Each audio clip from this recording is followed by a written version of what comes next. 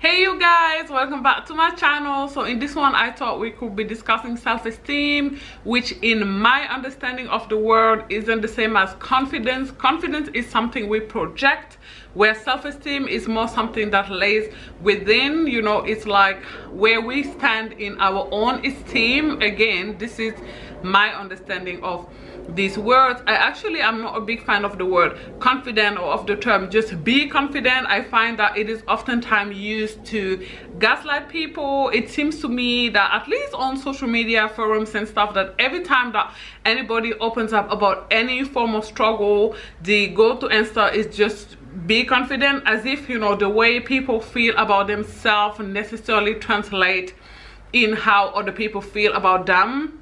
I mean, it does sometimes. I hope you guys are understanding what I mean, but it doesn't always. Like, you feeling as if you are beautiful doesn't necessarily mean that everybody out there is gonna feel that you're beautiful. I mean, 9 out of 10 times people can't even tell you're confident, you know, unless they talk to you. Sure, they can see that, you know, perhaps you have a very straight posture and stuff, that you look at them in the eye, so perhaps they know not to mess with you, right? But if somebody is fat phobic and you are big, like, they may still not like you, and you being confident, it doesn't change that. So people on, you know, Quora telling you just be confident are actually kind of gaslighting you. But that's not what this video is about. This video is about self-esteem and how I built my self-esteem tremendously, how I was able to do so in the last, you know, 5 years or so. And I use this technique. Now what you want to do, you're gonna need a pen and paper, and what you want to do is write down, you know, what you believe are your qualities and what you believe are your flaws. Now ideally you have more qualities than flaws. If you find that, you know,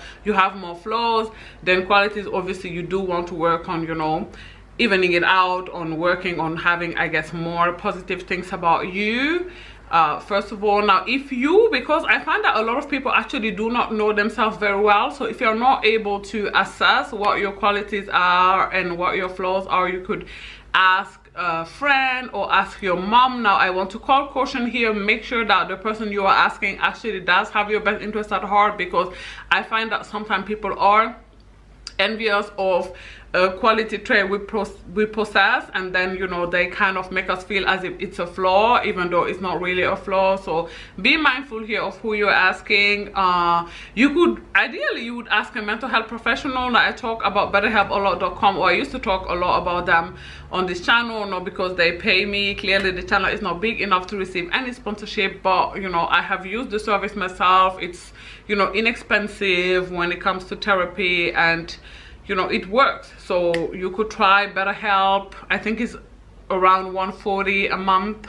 Or if you are seeing another therapist, ask then your therapist, you know, what they believe are your flaws and what they believe are your qualities, you know, what they believe that you can work on, since, you know, they have been trying to know that type of stuff. Now, once that you have identified your flaws, what you want to do is put them into 3 different categories. You want to identify the flaws that you can eradicate completely, the flaws that you can work on, like you can reduce them, but you know for a fact that, you know, they're not going, you know, you can't stop doing that thing or that habit completely, and the flaws that, you know, that you can't kind of help at all. You know, it's your core, kind of, you've been doing this ever since you were a baby, a little child, ever since, you know, you were born, and it's not changing anytime soon. I guess this is kind of like the serenity prayer, you know, and that's exactly what you want to do. You know, you want to work tremendously on, you know, the flaws that you think can go away. I can sit here today and honestly say that there are stuff that I used to do 3-4 years ago that I don't engage in at all anymore. You know, you want to reduce tremendously the flaws and the character trait that, you know, that you can't get rid of completely. Again, perhaps because you've been engaging them from a very young age and for so long that they kind of like, you can only reduce them. I guess aim for 20-30% if you're doing it, you know, 70-80% of the time now. I feel that's a, you know, good place to aim for. And then obviously just try very hard to accept the flaws about yourself. You know, perhaps I find that this tends to be physical traits a lot that you cannot change, right? So the third step is like, it's in two steps. The third point, rather, sorry, it's in two steps. The first one is acceptance. So let's say that you are somebody who is very short. We know that society, for whatever reason, is not fond of very short people, even though I find for short people to be as cute as a button, right? So you want to work on that. You want to accept the fact that you're short. It is what it is. Being short is not something that, you know, you can change. I mean, of course, there is this surgery about being a bit taller, but even that surgery, people can only be a few centimeters taller, and it's so painful, so totally not worth it, right? So you want to work on really accepting the fact that you were born short and that there is absolutely nothing that you can do about it. Now, once that you've really accepted that, this is so important, you guys, what you want to do is that when you're outside around people who are miserable, you know, we all know that a lot of people are miserable, and what they love to do is poke on other people and self-esteem in order to feel bigger, to feel taller, lol, right? What you want to do is poke at yourself. Now, be very careful here, right? You want to do it once, you know, sometimes, but not all the time, right? If you know that somebody's very miserable and that they'll mock you about something, you want to get it out of the way before they get to it, right? I remember one of the first things that my best friend told me when I met her is that she was a matter and a laugh, and I thought that was hilarious, right? She owned that. You want to own it, right? This is not only about being short. Let's say that you have terrible hormonal acne. We know that hormonal acne is very, very hard to, you know, cure, and we know that society doesn't view, you know, anything but clear skin as good skin. You know, let's say that you have jacked up teeth. You know, my bottom teeth are a little bit messed up, and I'm not trying to fix them because they're just like two teeth. I'm not putting a whole, you know, thing in my mouth for just two teeth, right? It is what it is. You want to work on accepting that, right? Because once you accept it, then when other people joke on it, it's not going to hurt you as much. And like I said, you're going to put it out there before them so that, you know, they know.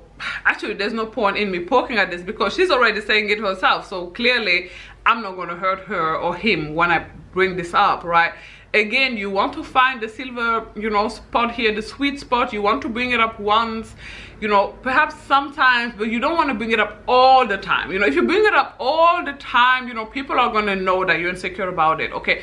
One way that I always know that people are insecure about something is that they talk about it all the time, right? If you talk about it all the time, people are going to know you're insecure about it, okay? So you want to bring it up once, maybe a couple of times if you have something really funny to say about it, but you don't want to be bringing it up all the time, all right?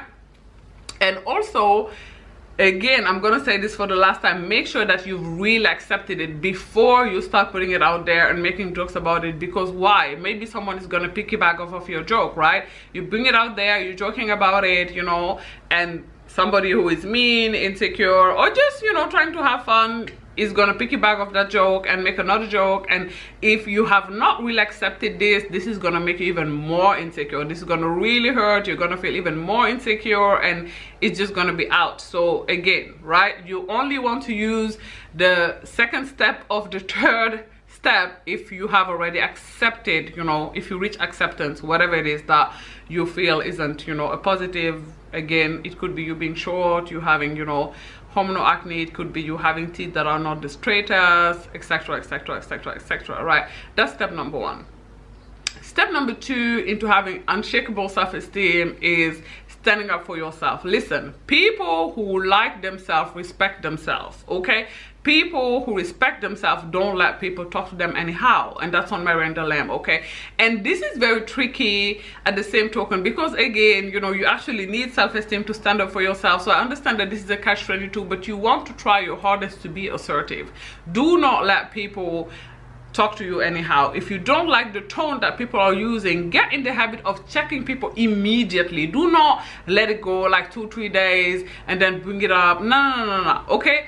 Shut the ish down right there and then, okay? If someone is talking to you in a disrespectful manner, tell them, yeah, I don't think you're talking to me. Like, I need you to check that tone. Again, it don't matter. It don't matter if this is your mom, it don't matter if it's your child, it don't matter if it's your cousin.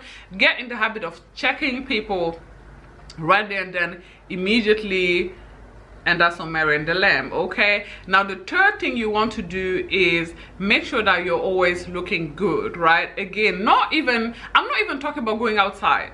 even when you are in your house, you want to make sure that you're always showered, you know, or at least that you're not smelling bad, that you can't smell yourself. And I'm gonna be transparent, I've been there, okay? So I know this is a thing, right? You don't want to be able to smell yourself, so you want to make sure that you're showered. Even if you're at home and nobody is there, you're all by yourself, you want to make sure you brush your teeth, you want to make sure you're wearing, you know, cute loungewear clothes, you know, clean ones, preferably with no holes in them. If you have loungewear home, you know, or clothes at home, whatever that you wear at home that have holes in them, or just get rid of them, you know, if they have bleach spot, if they have anything that isn't, you know, clean and nice, just get rid of it. I find that it's the best way not to wear it, you know. It's like not having junk food at home. If you don't have any junk food at home, you're just not going to engage in eating any junk food, okay? So just get rid of it. And you want to do that, you know, you want to use some chapstick and perhaps, you know, a little bit of perfume. Now, if you don't want to use your expensive perfume,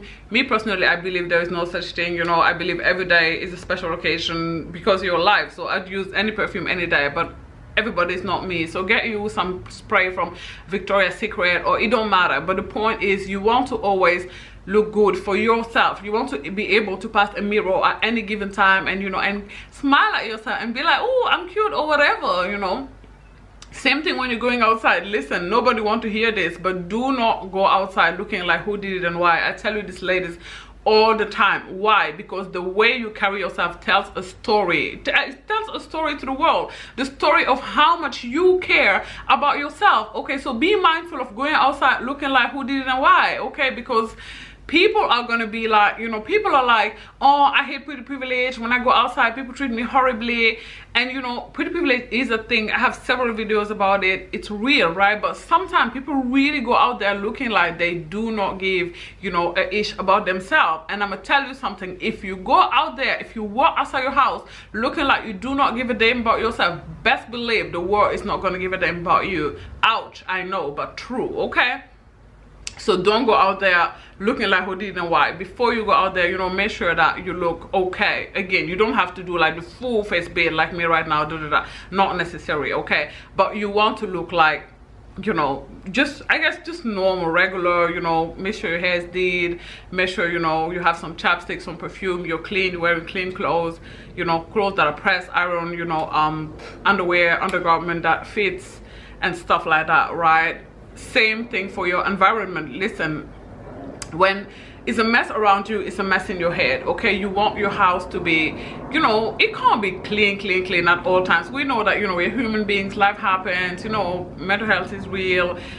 Your house can't look like a hotel 24/7, but you want it to be clean, you know, and you want it to be like somewhat, you know, for things to not be all over the place, not be scattered, because again, this is going to have a negative repercussion on your mental health. So you want around your house to be, you know, somewhat clean, somewhat, you know, to the point where you wouldn't be embarrassed if, you know, your mom or your friend just came without like letting you know, even though we should never be embarrassed because it is what it is, and if they really care about us, they'll help us clean up. But you know what I mean. You want it to be somewhat okay, to a point where, you know, you're kind of comfortable, chillaxing, relaxing around your house. Now, I guarantee you that if you do all of these things, you are going to have the highest self-esteem ever, especially step number one. Again, assess your flaws, work on them, work on accepting them, you know, work on increasing the positive things about yourself if you feel that there are not enough things about yourself that are positive. I know that, you know, self-esteem is a doozy.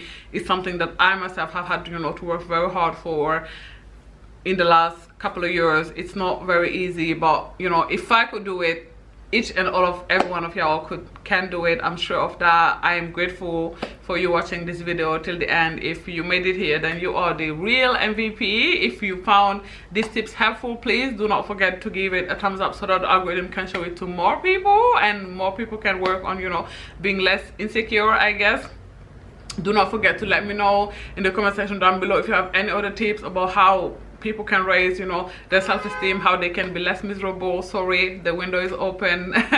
And yeah, do not forget to subscribe to my channel as well, you guys. We are almost at 800 subscribers. I'm so excited, and I am actually going to be doing a giveaway when we get to 800 subscribers. I'm giving away 18 karat jewelry, you guys, so subscribe to my channel if you want a chance to win 18 karat jewelry. Okay, and I will talk to you guys on Wednesday.